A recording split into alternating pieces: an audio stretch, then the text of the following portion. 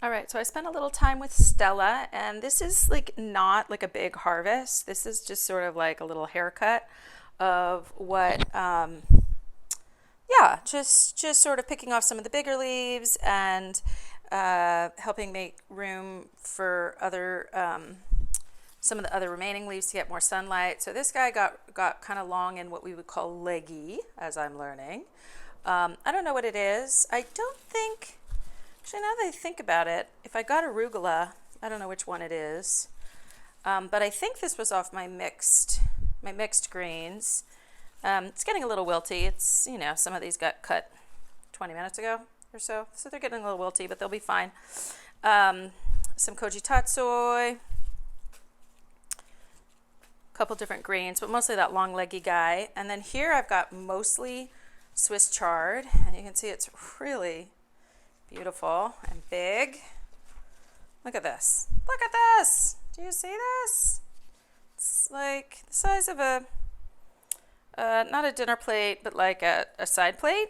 Like is probably about how big that is. And a little bit of kale. I didn't take as much kale off.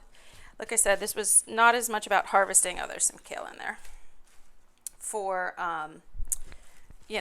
like for any particular reason. So I'll probably stir fry this up, or I have some wontons in the freezer and I'm really loving making a wonton soup. And so that might happen. When I moved my plants, this did not come from Stella.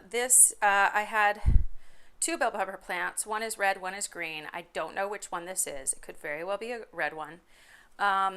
Sadly, it's the only fruit that was on the two plants, and it broke when I packed up Stella from my friend's house and brought her home.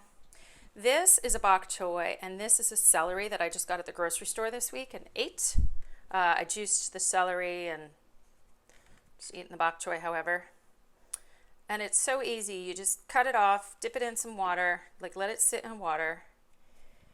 And these are probably ready to plant in dirt, but I love watching them, so I'm going to let them sit here. They just sit here in this semi-bright window. It's, how do I say it? It gets indirect light. It is not bright.